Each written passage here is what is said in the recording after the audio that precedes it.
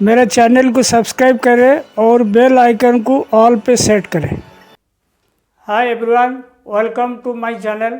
आज हम interview series का 2022 का मतलब जो टॉपिक है इसको कंटिन्यू करने जा रहे हैं। उससे पहले हम कॉटन प्रॉपर्टीज मिक्सिंग कैसे होता है, ब्लोरूम कैसे सेटिंग करते हैं, वेस्ट परसेंटेज कैसे सेट करते हैं और कार्डिंग का कैसे सेट करते हैं और उसका सब डिटेल बताया था। और अपना जो इंटरव्यू सीरीज़ का वो टॉपिक वही रहेगा, 16 KW 20 KW 20 CW का 3 काउंट का ही रखेंगे। आप ध्यान रखना, कभी भी कोई इंटरव्यू में जाता है, जैसे आप पास 7-8 काउंट चलता है ना, कभी भी 7-8 काउंट नहीं बताना, 2-3 काउंट बताना। 7-8 काउंट अगर बताओगे आपको उलझा देंगे, फिर आप नहीं बोल पाओगे कुछ, क्योंकि सारी याद रखना इतना आसान नहीं है। तो ये 3 काउंट बताना। और इससे पहले वाला जो इंटरव्यू सीरीज़ का मैंने बनाया था 30 काउंट 34 काउंट 2 ही काउंट का बना था, इसमें 3 काउंट का बनाने जा रहा हूँ। और देखिए ये मतलब आज अपना ओमेगा लैब और कोम्बर का बताएंगे, और उससे पहले अपन ड्रॉप एंड ब्रेकर तक ख़त्म कर दिए थे, और उसके बाद ओमेगा लैब कोम्बर के बाद फिनिशर ड्राइंग का ही बताएंगे। लेकिन ये चीज़ ध्यान रखना, जब अपन ऑटो कलर पैकिंग तक ख़त्म कर देंगे उसके बाद एक वीडियो और रहेगा जनरल के लिए। जनरल मतलब उसमें आएगा RH कैसे डिसाइड करते और वेयर पॉइंट कैसे कार्डिंग का रहता है, मतलब रिम फ्रेम का ब्रेकेज वगैरह, ads down, startup breakage, auto corner cards, ये पैकिंग मोड, ये सारी चीज़ आ जाएगा एक जनरल में। और कम से कम इसका 5-6 वीडियो होगा, देखते कैसे होता है। और देखिए ये ओमेगा लैब जो होता है ये मॉडल नंबर है E36 रीटर कंपनी का है, तो ये सबसे बढ़िया इफेक्टिव भी रहता है। और इसमें देखो फीड मटेरियल हैंग कितना 100.100 है। ये अपना जो ब्रेकर ड्राइंग का जो डिब्बा निकलता है वही डिब्बा ओमेगा लैब का फीडिंग मटेरियल लगता है। तो ब्रेकर ड्राइंग का रपिंग अपन 0.100 रखे थे, क्योंकि अपना सब कोर्स काउंट है, 16 काउंट 20 काउंट और 20 CW KW सब कोर्स काउंट है, इसीलिए 0.100 रखे थे। नंबर ऑफ डबलिंग देखो 20 है, इसको आप 18 भी कर सकते हो, 20 22 24 कुछ भी आप अपनी ग्राम पर मीटर सेट करने के लिए आप कर सकते हो। बाकी ग्राम पर मीटर सेट करने के लिए उसका ड्राफ्ट भी चेंज करने का प्रोविज़न रहता है। आप ड्राफ्ट गियर जो कॉम्बिनेशन गियर रहता है इसको आप गियर चेंज कर दोगे तो आपका वो ग्राम पर मीटर भी चेंज हो जाएगा। तो जितना नंबर ऑफ डबलिंग ज़्यादा होगा उतना बढ़िया मिक्सअप होगा मटेरियल। और ग्राम पर मीटर देखो 75 है, 75 ग्राम पर मीटर लैब जो रहता है 75 ग्राम पर मीटर का रहेगा।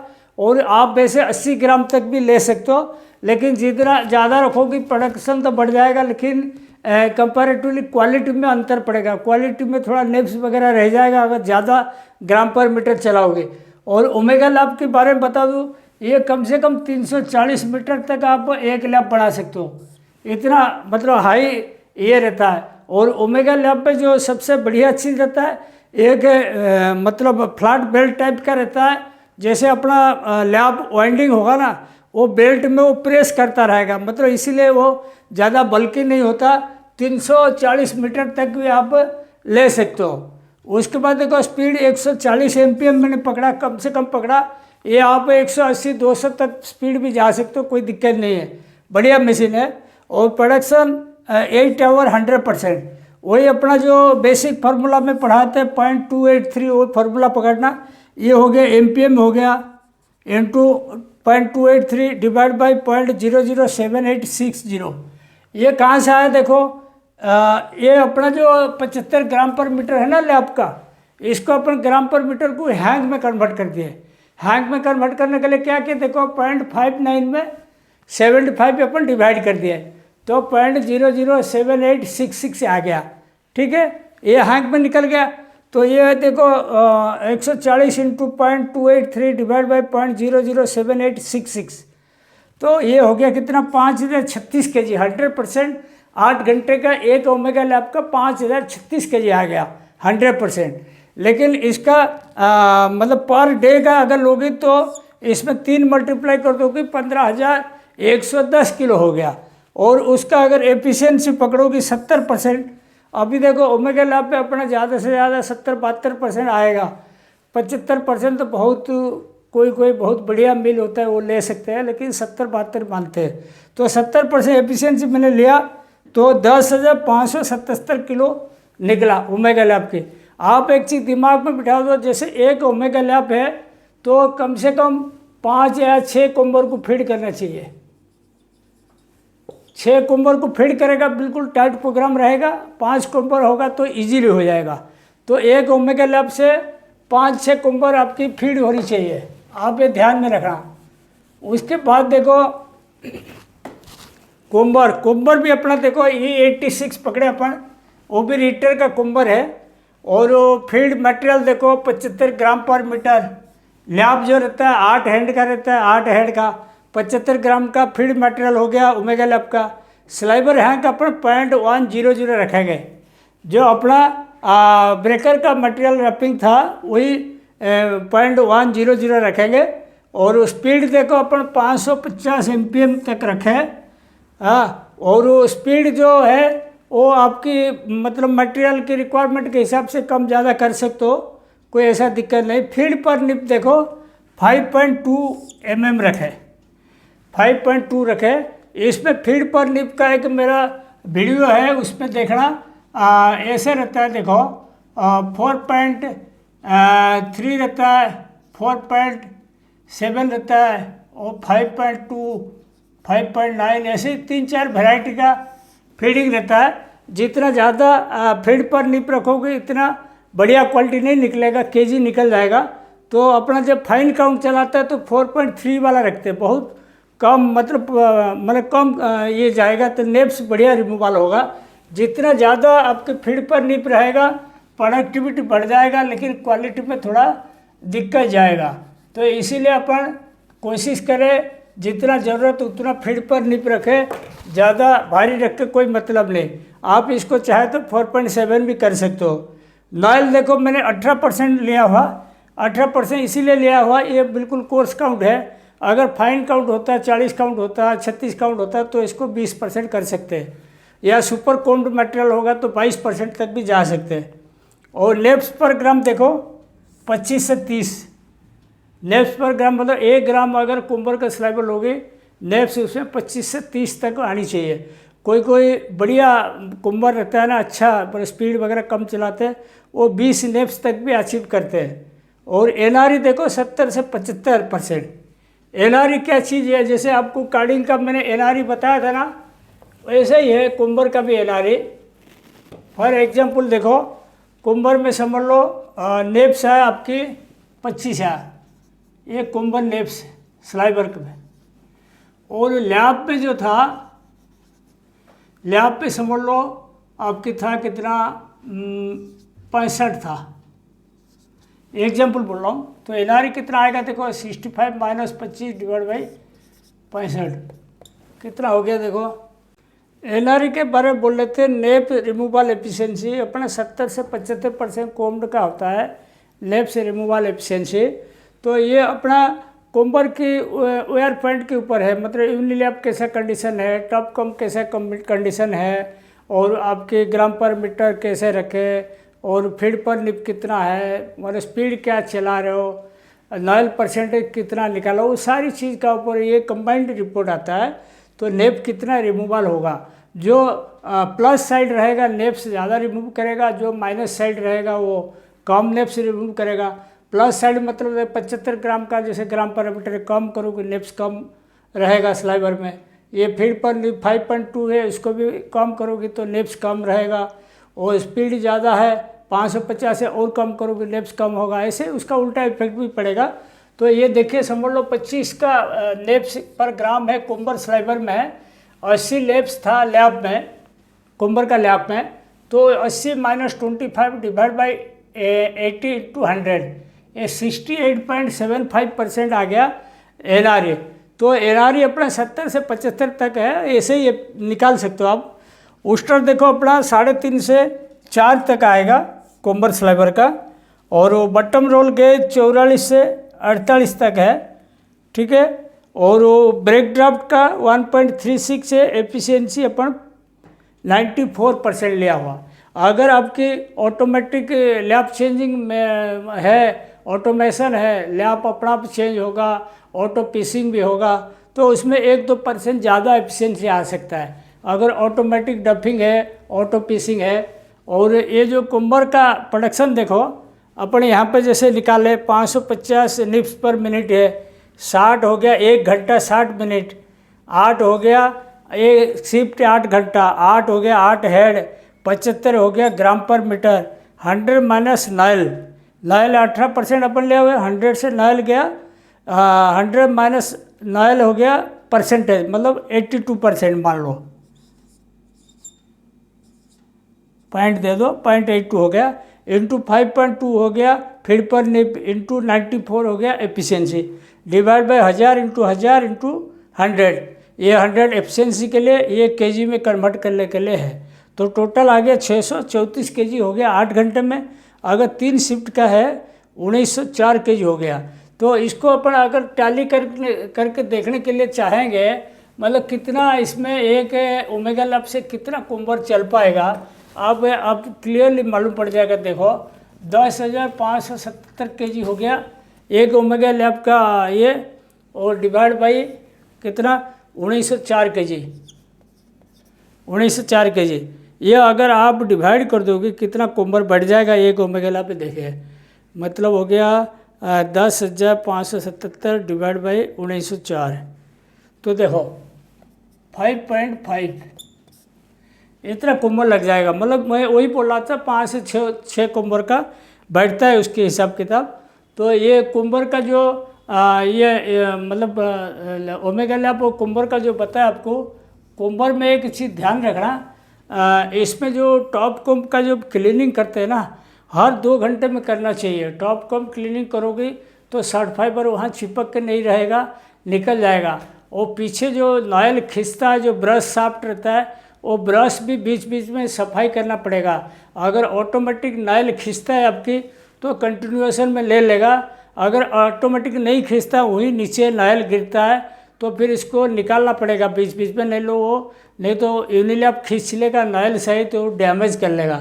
इसका बहुत इम्पोर्टेंट ये चीज़ है। और जो इसमें जो अपना डिटैचिंग रोल रहता है और देखना, एक टॉप क्लियर रहता है ड्राफ्टिंग जोन में, उसमें भी मतलब शॉर्ट फाइबर चिपका रहता है नेप्स, इसको भी बीच बीच में सफाई करना। सफाई करने से क्या जो वेस्टेज है वो स्लाइबर के साथ नहीं जाएगा, बराबर रहेगा। तो ये कुम्बर का क्वालिटी का ऊपर बहुत ध्यान देना पड़ता है, तब जाके एक्सपोर्ट कर पाता है कंपनी वाले, नहीं तो फिर दिक्कत हो जाता है। और कुम्बर का टॉपिक यहीं पे है, बाकी अपन अगला पार्ट देखेंगे आरएसपी का। नेक्स्ट देखिए, अपना फिनिशर ड्राइंग के बारे में बात कर रहे हैं। ड्राइंग का टॉपिक तो यहीं समाप्त कर देंगे, लेकिन उससे पहले एक चीज़ बता देना चाहता हूँ।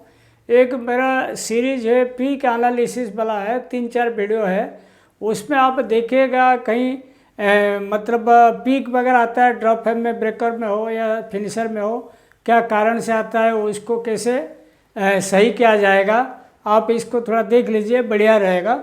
उसके बाद देखिए फिनिशर ड्रॉप हेम अपन D45 रीटर का लिए हुए, ठीक है, वो जैसे अपना RSP है उससे थोड़ा और बढ़िया है। और वो नंबर ऑफ डबलिंग देखो 8 स्लाइबर का है। कुम्बर का मटेरियल ज़्यादा बल्कि नहीं रहता, 8 स्लाइबर आराम से चल जाएगा। अगर यही चीज़ समझ लो कैडेट का होता और 0.100 रखते तो अपन 6 डबलिंग रेकमेंड करते हैं, क्योंकि कैडेट में मटेरियल हाफाजाट रहता है, बल्कि रहता है। तो कैडेट में 8 एंड नहीं चाहिए, 6 एंड हो जाता चलता। डिलीवरी मटेरियल देखो 0.100, 100 का रपिंग है 0.100, स्पीड अपन 350 पकड़े। आप एक चीज़ ध्यान रखो, कुम्बर का जो फाइबर है, जब कुम्बर के पास RSP में लगाते हैं उसमें कोम्ड मटेरियल में अपना 250 से 350 स्टैंडर्ड रखे हुए हर जगह, और कोई मिल में फिक्स कर दिए 250 से ऊपर नहीं चलाते। तो कभी भी कोई चोरी छिपे बढ़ाता है 350 का 500 550 कहते क्वालिटी ख़राब होगा, कभी नहीं करना ऐसे। तो मैंने 350 इसीलिए पकड़ा, ज़्यादा से ज़्यादा पकड़ा। और बटम रोल गेज देखो 39 mm आगे का, पीछे का 41 mm। अपना फाइबर लेंथ बताया था आपको, मतलब 27 से 29 तक है, 25 से लास्ट 29 तक है। तो ये 39-41 में बढ़िया आ जाएगा रिजल्ट। और ब्रेक ड्राफ्ट देखो 1.16 रखा हुआ, कोम्ड के हिसाब से सही है। और ड्राफ्ट देखो एक्चुअल 7.9 रखा।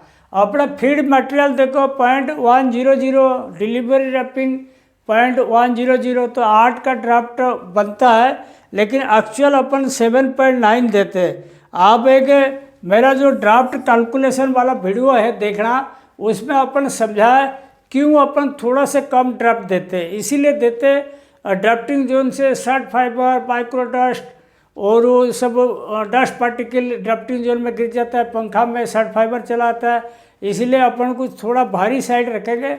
वो वेस्टेज होने के बाद रैपिंग बराबर आता है और आरएसपी हरी लाइट पे चलता है।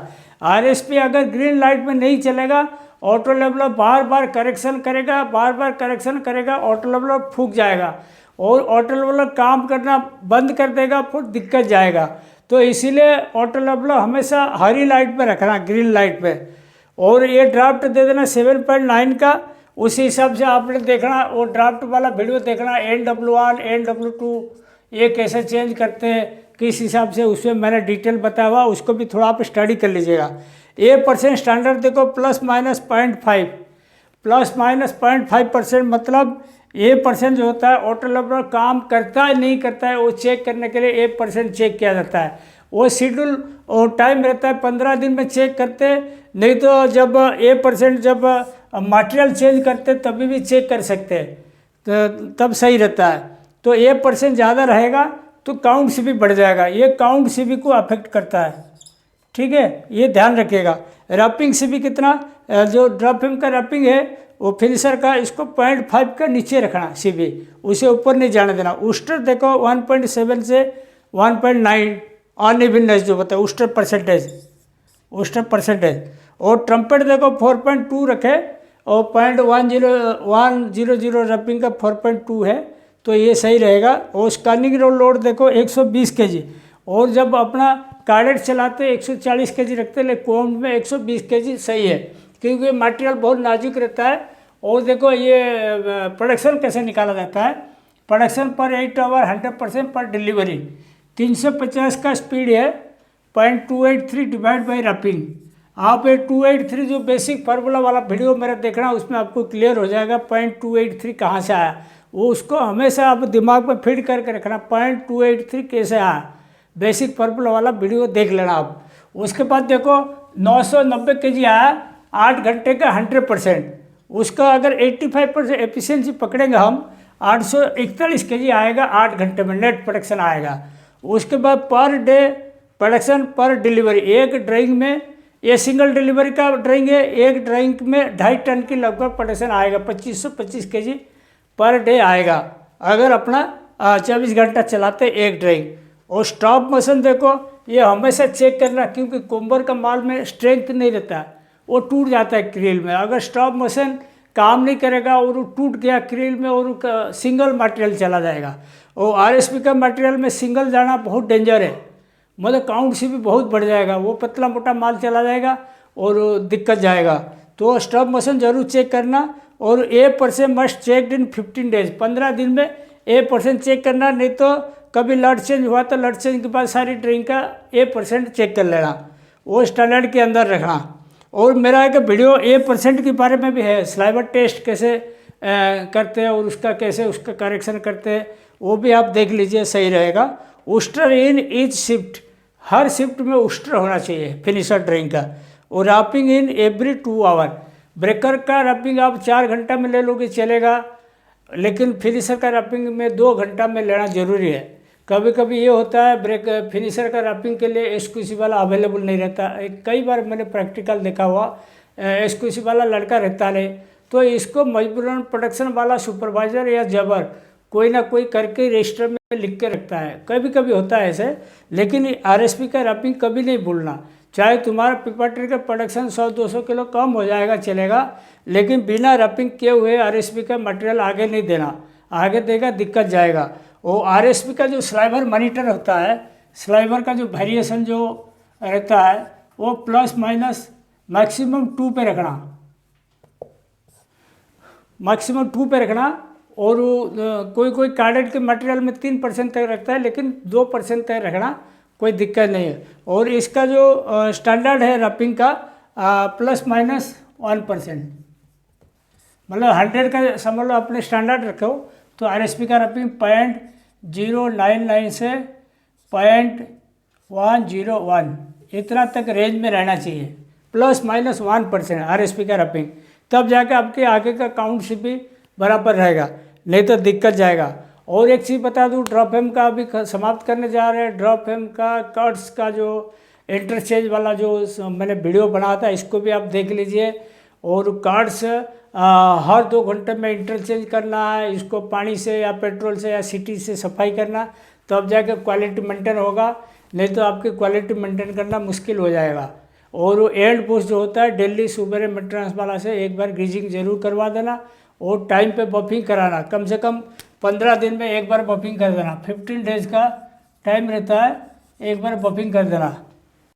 नेक्स्ट देखिए, अपन जो सिंपलेक्स के बारे में बताने जा रहे हैं। सिंपलेक्स अपन ले LMW का LF4200 है और ये बड़ी लिफ्ट वाला बॉबिन है। इसमें 16 इंच का लिफ्ट रहता है, ये लिफ्ट 16 इंच रहता है, बड़ी बॉबिन रहता है, मतलब एक एक बॉबिन में 1 किलो 700-800 ग्राम तक बॉबिन रहता है। कंटेंट अच्छा है।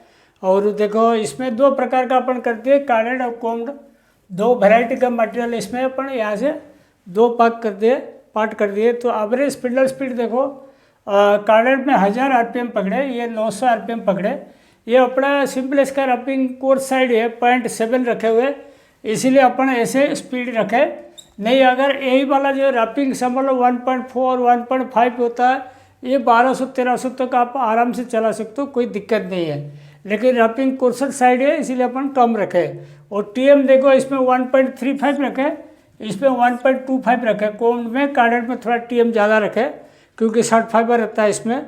और TPI देखो 1.13 हुआ, इस हिसाब से इसका 1.05 हुआ TPI, ठीक है। बॉटम रोल गेज देखो 46-68 का, दोनों में सेम रखे क्योंकि अपना फाइबर कंपोजिशन सेम है, कोई ऐसा दिक्कत नहीं है। वो स्पेशल देखो इसमें कार्डेड में 7 mm है, कोम्ड में थोड़ा कम रखे 6.5 mm रखे, ठीक है। और ब्रेक ड्राफ्ट 1.15 1.10। और LF4200 के बारे में और एक बार बता दूं आपको, सिर्फ BDCP गियर चेंज करना पड़ता है ब्रेक ड्राफ्ट के लिए, ड्राफ्ट के लिए कोई गियर चेंज नहीं होता। उसमें ड्राफ्ट कैसे सेट करते हैं देखो, समझ लो आपकी फील्ड यहाँ का हो गया 0.100 और रोविंग यहाँ का हो गया आपकी 0.70। ये आप डाल दोगी कंप्यूटर में, डाल दोगी ना डिस्प्ले में, अपना आप ड्राफ्ट ले लेगा कितने का ड्राफ्ट चाहिए। तो अपन को कोई गियर चेंज नहीं करना पड़ेगा, आपको खाली ब्रेक ड्राफ्ट का ड्राफ्ट कंस्टेंट के हिसाब से कितना ब्रेक ड्राफ्ट रखना है आपको चेंज करना। कार्डेड में मैंने 1.15 पकड़ा और कोम में 1.10 रखा ब्रेक ड्राफ्ट। और एफिशिएंसी देखो इसमें अपन 80% रखे, अपना 0.7 रखा इसीलिए 80% रखा। अगर वही रपिंग 1.4 1.5 तक जाता आराम से 85 तक आ जाता है एफिशिएंसी, कोई दिक्कत नहीं है। और उसके बाद देखो प्रोडक्शन पर स्पिंडल पर 8 आवर 100%, वही फार्मूला जो 7.2 वाला फार्मूला मेरा बेसिक फार्मूला में वीडियो में बताया था, 7.2 into average spindle speed divide by wrapping into TPI into 1000, मतलब 9.1 kg आ जाएगा।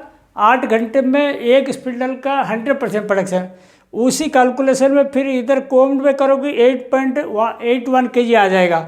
वही सेम फार्मूला यहाँ 1000 की जगह 900 हो जाएगा और 1.13 की जगह 1.05 हो जाएगा, तो 8.81 kg आ जाएगा। और देखो 80% एफिशिएंसी में कितना आ जाएगा, इसमें 9.1 में 0.8 गुना कर दीजिए 7.28, इसमें कोई 8.81 में 0.8 गुना कर दीजिए 7 kg, मतलब एक स्पिंडल में नेट प्रोडक्शन कोम्ड में 7 kg, कार्डेड में 7.28 kg आएगा। और ड्राफ्ट और टेंशन ऑटोमेटिक, आपको पता है ना ड्राफ्ट आपके ऑटोमेटिक सेट हो जाएगा। और जो टेंशन होता है ATC, automatic tension control ATC, ये आपकी जब मटेरियल चालू करोगी वो 1-2 लेयर के अंदर ऑटोमेटिक सेट कर लेगा कितना का वैल्यू रिक्वायर्ड है, वो इसको कैसे सेट करेगा, वो ऑटोमेटिक सेट हो जाता है। आपको इसमें कोई गियर चेंज, जैसे पुराना सिंपलेक्स में अपन गियर चेंज करते थे ना, उसका लिफ्टर रैचेट चेंज करते हैं, यहाँ पे ऐसा कुछ नहीं है। और इसमें देखो प्रोडक्शन पर फ्रेम 200 स्पिंडल का समझ लो एक सिंपलेक्स में है, तो कार्डेड में ये 7.28 इंटू 3 शिफ्ट हो गया, 200 स्पिंडल हो गया, 4368 kg एक सिंपलेक्स देगा। और कोण में 4200 kg एक सिंपलेक्स देगा 24 घंटे में। ये बहुत हाई प्रोडक्शन ये है। और उस्टर के बारे में देखो, कोण में 3 से 3.25% तक आ जाएगा उस्टर, और काढ़े में 4 से 4.5 तक आ जाएगा। कभी कभी इसका इतना बढ़िया वर्किंग रहता है 3 से नीचे भी आ जाता है, 2.8 तक भी आ जाता है। और ये जो सिंपलेक्स का इसमें सब तो बढ़िया है, लेकिन कभी कभी ध्यान रखना, इसमें कभी कभी ब्लंडर मिस्टेक होता है। ब्लंडर मिस्टेक मतलब समझ लो आपने फीड हैक 0.100 किया और 0.100 और रोबिंग हैक 0.70 किया। कोई लड़के कारीगर होते हैं या कोई बदमाश लड़के होते जानबूझकर इसको छेड़ देते। समझ लो एग्जाम्पल, चलती मशीन में ये 0.100 अपन डाले हुए हैं, कोई गलती से इसको 0.120 डाल दिया या 0.110 डाल दिया, तो ये पूरा ड्राफ्ट चेंज हो गया। और ड्राफ्ट चेंज हो गया तो आपकी रोबिंग का हैंग भी चेंज हो जाएगा। तो इसको ये जो पॉइंट बताया ना आपको, फीड हैंग, रोबिंग हैंग, इसको एक रजिस्टर दे के प्रोडक्शन वाला रोज़ नोट करे, और एसक्यूस वाला इन्वेस्टिगेटर को भी लगा के रखने का। इसका जो वैल्यू जो डाला हुआ वो हमेशा नोट करते रहे, नहीं तो पता चला कोई वैल्यू बदल दिया और रैपिंग आंसर निकल गया, रिंग में माल लग गया, तो बहुत भयंकर ब्लंडर मिस्टेक हो जाता है। इसके लिए आपको पूरा टाइट रहना पड़ेगा और इसको चेक करना पड़ेगा, नहीं तो दिक्कत हो जाएगा। और आज का जो इंटरव्यू सीरीज का पार्ट 2022 का जो टॉपिक है सिंपलेक्स तक गया आज, और यहाँ पर मैं समाप्त करता हूँ। Thank you.